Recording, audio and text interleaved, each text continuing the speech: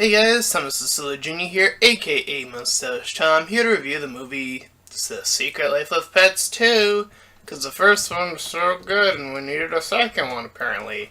Look, I already know the Illumination secret is to set up a plot that you think you're gonna focus on, then create several other side plots or completely irrelevant things, mess around through the middle of the movie, and then finally come back together and then create a ending that somehow meshes all those things together. That is the secret of Illumination and the Secret Life of Pets 2.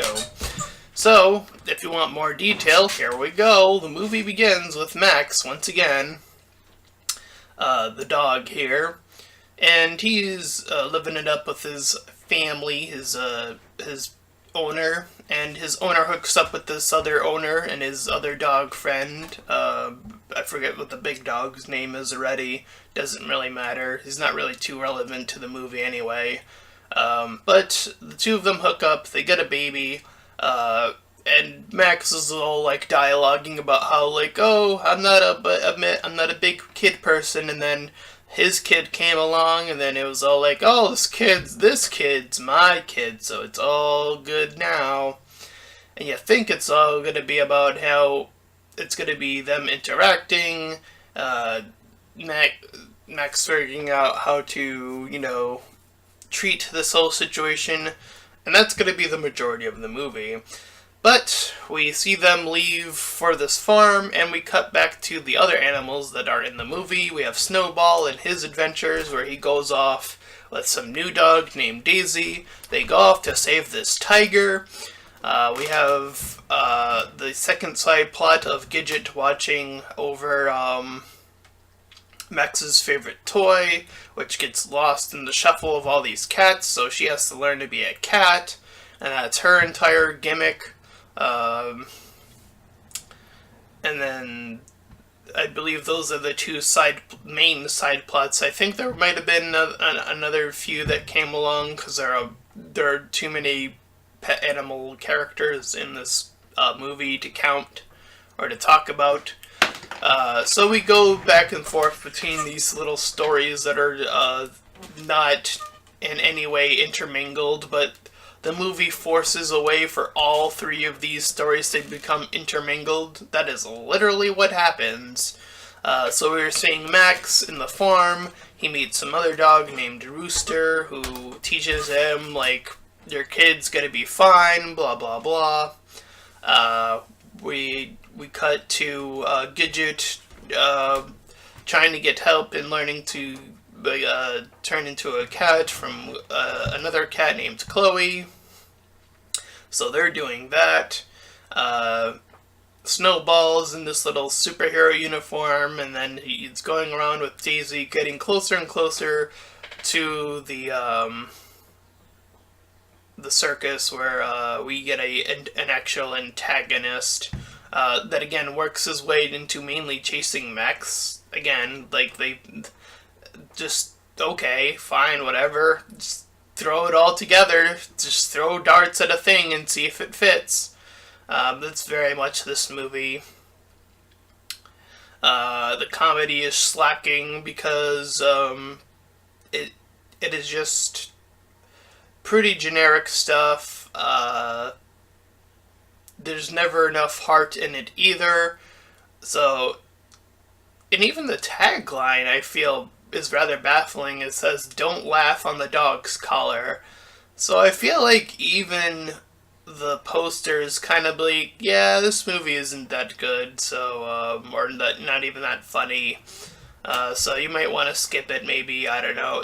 That's what the poster feels like, so if that's what the poster feels like how, what are you doing, movie? Like, why would you do that to yourself? Why would you handicap yourself?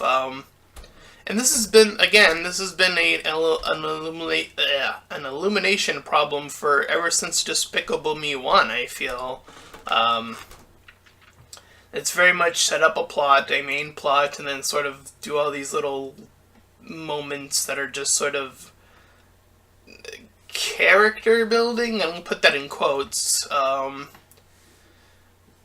And it gets worse as the movies go on.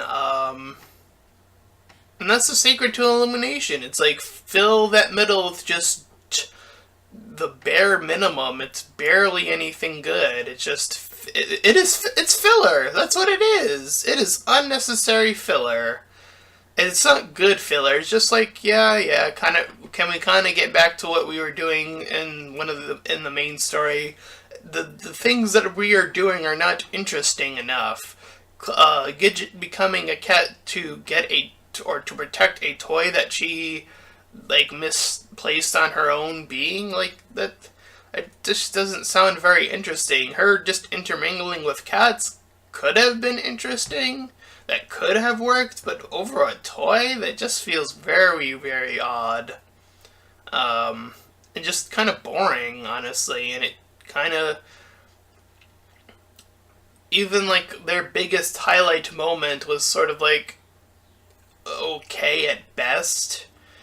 But if that's the only moment that I can even say that about, oof.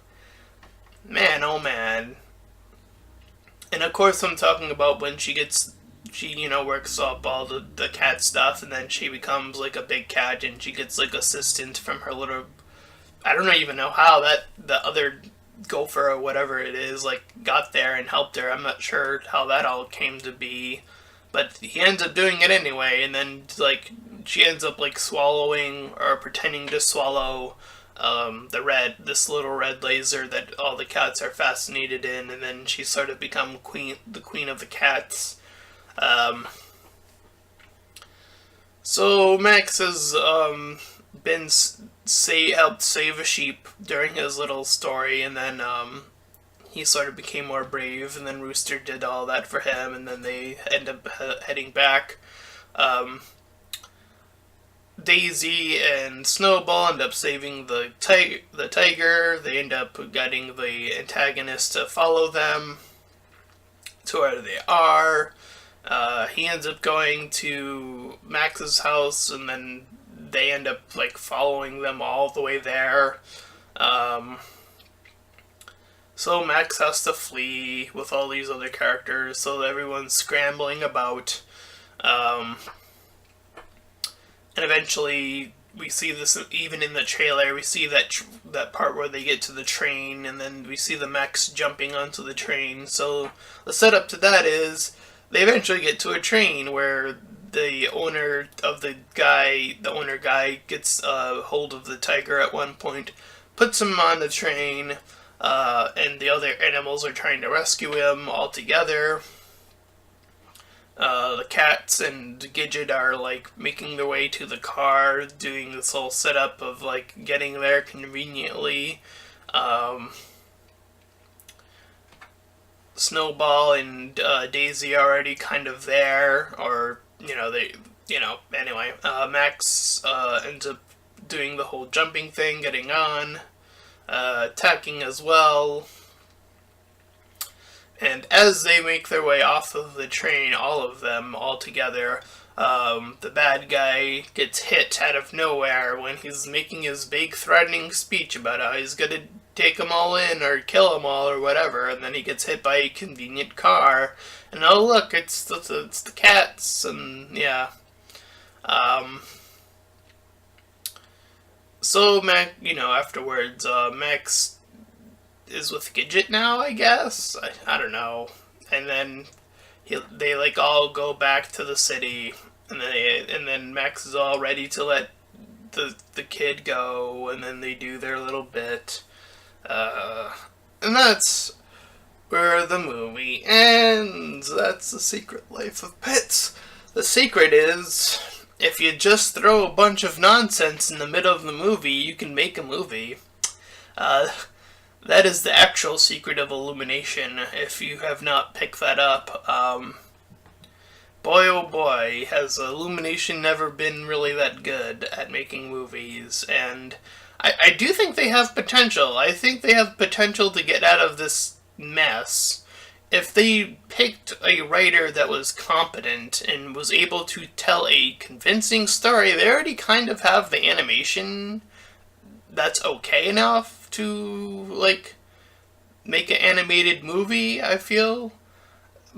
But they need better writers, and a better storyteller that can tell a story, a cohesive story, and then Illumination would be fine. Like, that would be what all they needed from the very get-go is really good writers, and I feel like that is what they have been slacking since the beginning of their little road to making mediocre films.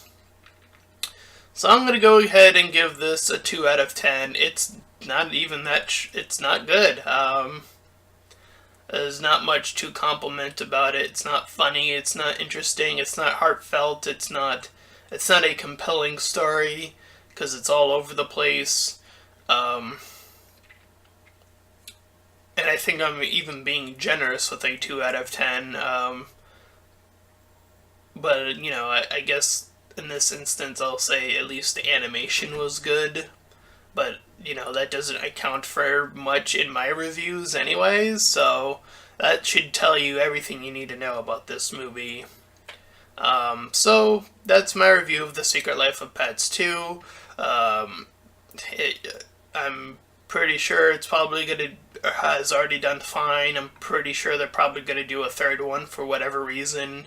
It's gonna be more filler, or if Illumination decides to pick up something else, they're probably just gonna do the same exact thing they've been doing anyways, and just start to create an interesting story, then flub everything in the middle, and then create an ending.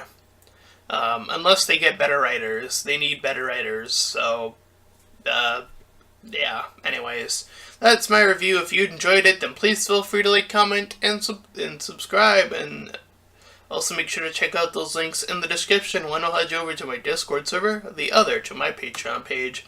Any donations are greatly appreciated. Until next time, everyone, bye-bye.